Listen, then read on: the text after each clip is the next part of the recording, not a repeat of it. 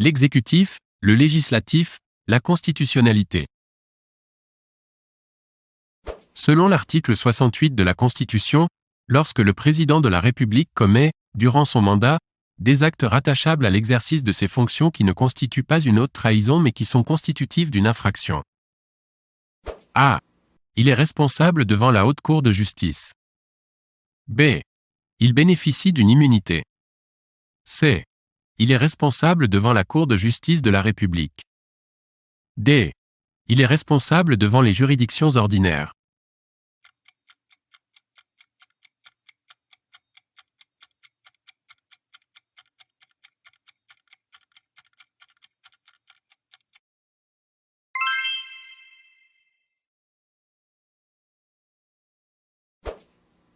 Sous la Ve République, le gouvernement A. Dépose des projets de loi. B. Demande la révision de la Constitution. C. Renverse le Premier ministre. D. Détermine et conduit la politique de la nation.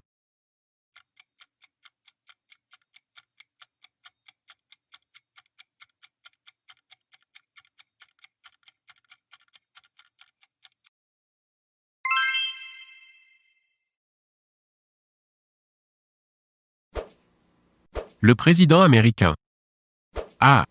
Peut dissoudre le Congrès. B. Nomme un Premier ministre. C.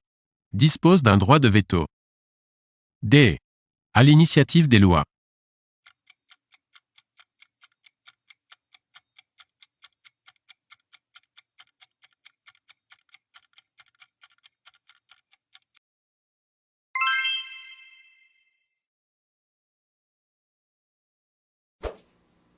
Parmi les propositions ci-dessous, lesquelles sont justes? A. Le président de la République française est élu pour 4 ans. B. Le président de la République française est élu pour 7 ans. C. Le président des États-Unis est élu pour 4 ans. D. Le chancelier allemand est élu pour 5 ans.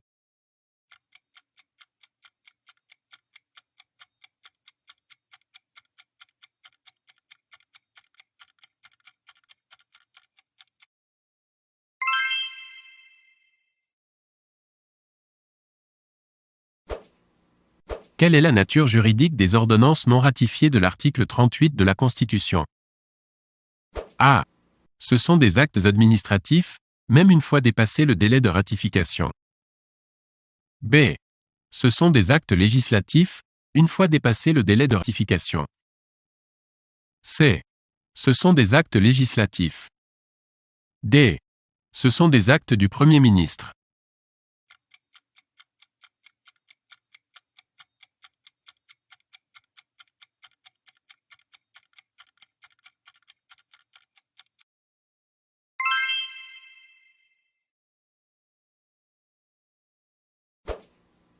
Le régime de la Ve République est A. Un régime présidentiel. B. Un régime présidentialiste. C. Un régime parlementaire dualiste. D. Un régime parlementaire moniste.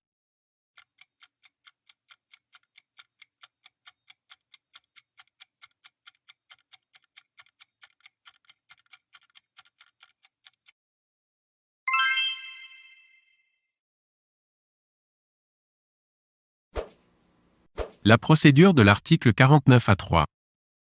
A. Permet le vote bloqué. B. Est un moyen pour le gouvernement d'engager sa responsabilité. C. Est une technique de rationalisation du parlementarisme. D. Permet une seconde lecture de la loi.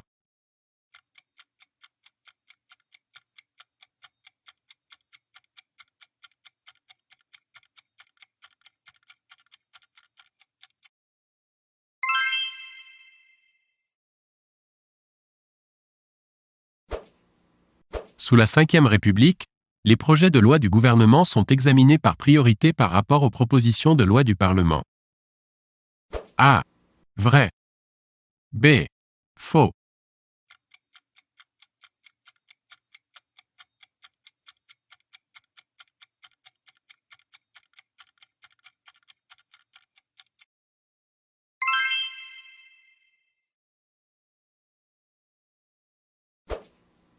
Quels sont les textes qui servent de normes de référence permettant le contrôle de constitutionnalité des lois par le Conseil constitutionnel? A. La Déclaration des droits de l'homme de 1789. B.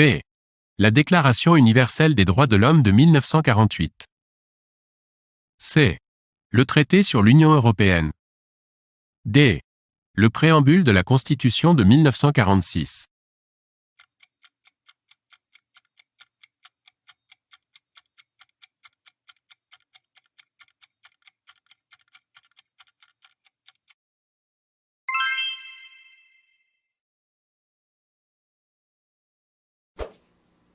Qui est compétent pour contrôler la constitutionnalité des lois aux États-Unis? A. Tout tribunal. B. La Cour suprême. C. Le Congrès. D. Le Président.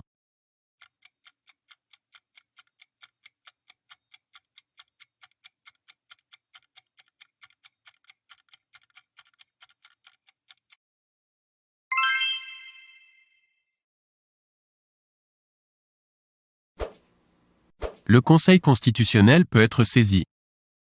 A. Par 60 députés ou 60 sénateurs. B. Par le gouvernement. C.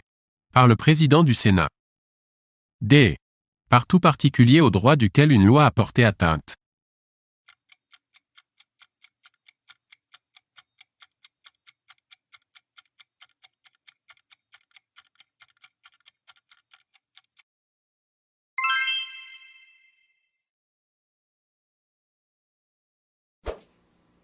Le Conseil constitutionnel statue. A. Avant la promulgation de la loi. B. Après la promulgation de la loi. C. Au cours d'une affaire contentieuse, à l'occasion de laquelle l'inconstitutionnalité d'une loi est invoquée. D. Au cours du débat parlementaire.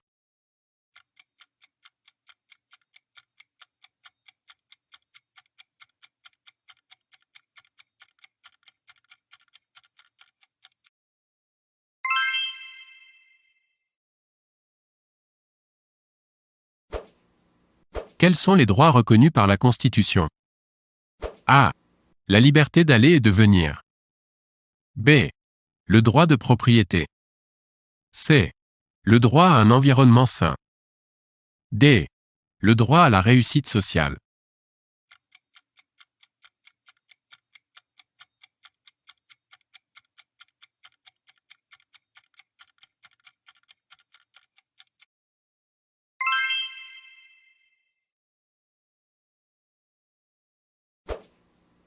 Le régime parlementaire suppose A. La République. B. La responsabilité du gouvernement devant le Parlement. C. Le droit de dissolution. D. Le bicamérisme.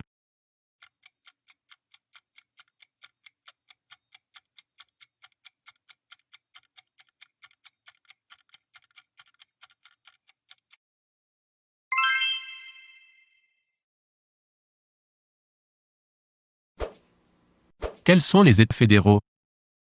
A. Les États-Unis. B.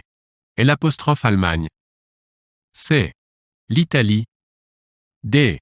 La Grande-Bretagne.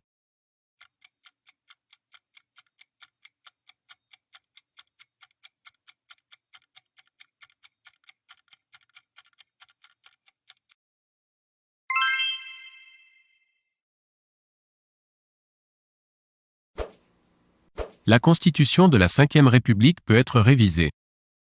A. Par vote du Congrès, sur une proposition parlementaire de révision votée en termes identiques par l'Assemblée nationale et le Sénat. B. Par référendum, sur un projet de révision à l'initiative du Président de la République, sur proposition du Premier ministre. C. Par référendum, sur une proposition parlementaire de révision votée en termes identiques par l'Assemblée nationale et le Sénat. D. Par décision du Conseil constitutionnel.